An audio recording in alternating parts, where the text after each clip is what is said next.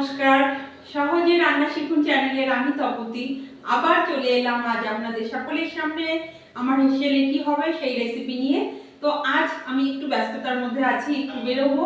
তো আজ করব আমার একটু চিকেন করব। তো চিকেনটাই একমাত্র কোথাও বেরোনোর সময় আমার কাছে সহজ পদ্ধতি লাগে, কারণ মাছ ধোয়া বাছা কাটাতে আর একটু বেশি সময় যায়। আর আমরা তো একটু মাছ মাংস দিয়ে ভাত খাওয়া মানুষ, তো আমাদের ওটাই লাগে। ভেজটা আমার ওই সোমবার আর শনিবার ওটাই ঠিক আছে। তাহলে চলুন আজ বেশি কথা বলবো না, চিকেনটা আমি একদম চট জলদি, হাতে সময় খুব কম, এইভাবেই আজকে আপনাদের সামনে আমি চিকেনটা করে দেখাবো যে হাতে সময় কম থাকলে চট জলদি একটু চিকেন ভাত করে খেয়ে কিভাবে বাইরে বেরোনো যায়। দেখতে থাকুন, আশা করি আপনাদের সকলের ভালো লাগবে। আর এভাবে করে একবার অবশ্যই বাড়িতে, মানে হাতে সময় কম থাকলে বাড়িতে করে খেয়ে দেখবেন, সত্যি বলছি খুব ভালো লাগবে। তাহলে চলুন রেসিপিটি শুরু করি খুব তাড়াতাড়ি। আমার হাতে আজকে 30 মিনিট সময় আছে, আমাকে বেরোতে হবে, খুব হুটোপাটার ভেতরে রয়েছে আর কি। তাহলে চলুন দেখতে থাকুন।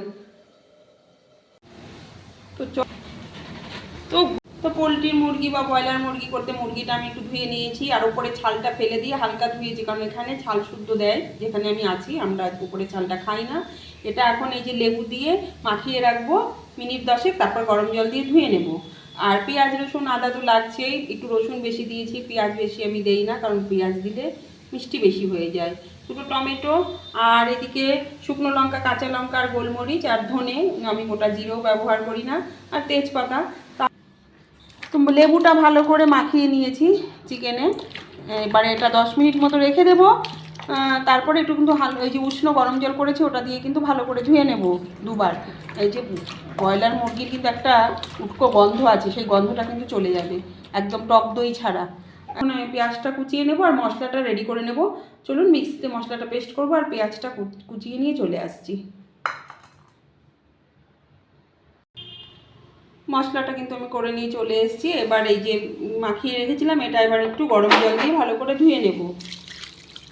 বেশ, এই দেখুন এই গরম জল দিলেই কিন্তু একটা গন্ধটা কিন্তু চলে যাবে। টক দইয়ের কিন্তু বা ভিনিগারের কোনো প্রয়োজন হবে না। চলুন ভালো করে ধুয়ে নিই। অনেকেই বলে যে মাংস বেশি ধুতে নেই, কিন্তু আমি জানি না কেন একটু ভালো করেই ধুয়ে নিই। তো একবার দিয়েছি, জলটা বেরিয়ে গেছে, আর একবার দেবো। এবার ধুয়ে নিলাম, ব্যাস আর ধোবো না। ভালো করে ধুয়ে নিয়ে চলে এসেছি। এবারে আমি মশলাটা তেল লবণ হলুদ আর তেজপাতা দিয়ে ভালো করে মিনিট 10, বললাম না একদম চট জলদি, আমার হাতে কিন্তু একদম সময় নেই, তো একদম খুব তাড়াতাড়ি যাতে হয়ে যায়, মিনিট 5 একদম। তো ধুয়ে নিয়ে চলে এসেছি। এবারে এটা আমি মিনিট 5 মিনিটের জন্য একটুখানি ম্যারিনেশন করে রাখবো, কারণ 5 মিনিটের বেশি একদম সময় নেই। তেল লবণ হলুদ দিয়ে চলুন 5 মিনিট এটা ম্যারিনেশন করে রাখি। ততক্ষণ আমি কড়াই বসিয়ে কিন্তু পেঁয়াজটা ভাজবো, পেঁয়াজটা তো দেইনি, তো পেঁয়াজটা ভাজবো একদম। পেঁয়াজটা ভাজতে ভাজতে যতটুকু আর কি ম্যারিনেশন করা থাকে। তেল দিয়ে দিলাম হলুদ, পরিমাণ বুঝেই হলুদ দিয়ে দিলাম। এটা তো শুধু একদম কষা কষা চিকেন হবে, আলু টালু কিছুই পড়বে না, একবারে পরিমাণ মতো সব দিয়ে দিলাম। একটা টমেটো কিন্তু আমি বেটে দিয়েছি, আর একটা টমেটো কিন্তু এই যে কুচিয়ে দিয়েছি। এবারে 5 মিনিট একটু ভালো করে মাখিয়ে রাখুন।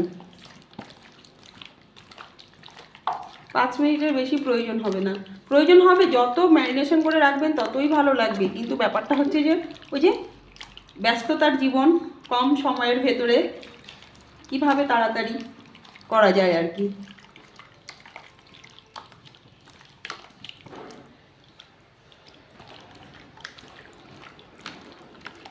ব্যাস, আর সময় নেই। এবার আমি 5 মিনিট মতো রেখে দেবো। চলুন এবার ওদিকে কড়াই ধরিয়ে পেঁয়াজটা ভাজা বসিয়ে দিই। পেঁয়াজটা ভাজতেও কিন্তু মিনিট 5 সময় লেগে যাবে, তাই না? ভালো করে এইভাবে কিন্তু মাখিয়ে নেবেন।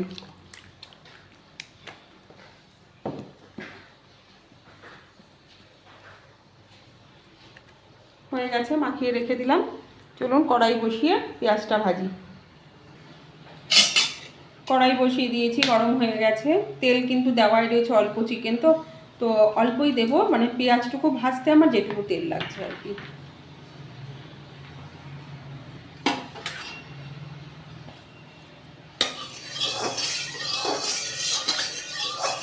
পেঁয়াজটা দিয়ে দিচ্ছি।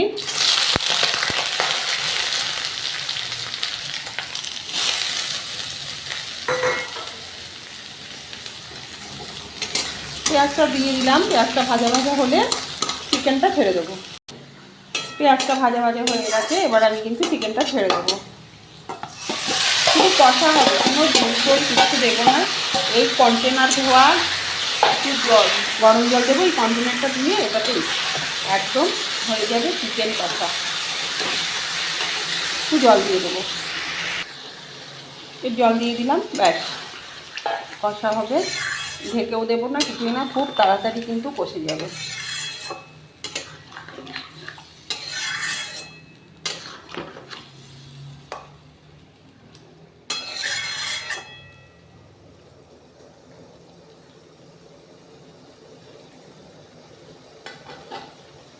একটু বাদে বাদে একটু নাড়িয়ে দেবো, তাহলেই হয়ে যাবে। চিকেন কষা কিন্তু আমার একদম রেডি হয়ে গেছে। দেখুন একদম নিচে লেগে লেগে যাচ্ছে। আমি কিন্তু কমিয়ে কমিয়ে এখন নাড়া দিচ্ছি। প্রথম অবস্থায় আমি জোরে দিয়ে দিয়েছিলাম, সেটুকু আর তুলে ধরিনি। তো যাই হোক, এখন কিন্তু একদম আমার চিকেন কষা রেডি, জল ছাড়া চিকেন কষা। একটু গরম মশলা দেবো, নামিয়ে দেবো। এভাবে একবার করে দেবো। এটা ভাতের সঙ্গে, গরম গরম রুটির সঙ্গে, পরোটার সঙ্গে, সব কিছুর সঙ্গে কিন্তু দারুণ যাবে।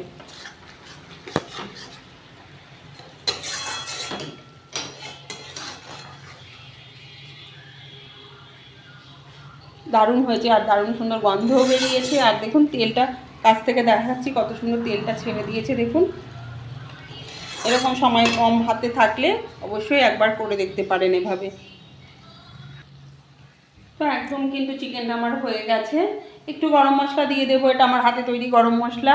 শাহি গরম মশলার কাজ করে, জয়িত্রী, জায়ফল, এলাচ, দারচিনি, লবঙ্গ দিয়ে শুকনো করে আমি ভেজে রাখি। তো খুবই ব্যস্ততার মধ্যে আছি, এবার নামিয়ে নেবো। কেমন হলো অবশ্যই জানাবেন। আজকে আর খাইয়েও দেখাতে পারছি না, এটুকু আমি করে রেখেই এক্ষুনি বেরিয়ে যাব আর সকলকে দেখা। তো গরম মশলা দেওয়া হয়ে গেল, এবার নামিয়ে নেব। তো কেমন হয়েছে অবশ্যই কিন্তু কমেন্ট করে জানাবেন কেমন। আর চ্যানেলটি ভালো লাগলে অবশ্যই সাবস্ক্রাইব করে রাখবেন, আর সকলকে দেখার সুযোগ করে দেওয়ার জন্য একটু শেয়ার করে দেবেন। ভালো লাগলে একটা লাইক করে যাবেন। চলুন নামিয়ে দিই। এটাতে আমি নামিয়ে নিচ্ছি। তো চলুন, সকলে খুব ভালো থাকবেন, সুস্থ থাকবেন, সাবধানে থাকবেন। আবার আগামীকাল নতুন কিছু নিয়ে আপনাদের সকলের সামনে ফিরে আসব। ততক্ষণ সবাই খুব ভালো থাকবেন। আর এতক্ষণ যারা ধৈর্য ধরে ভিডিওটি দেখেছেন সকলকে জানাই অসংখ্য ধন্যবাদ। নমস্কার।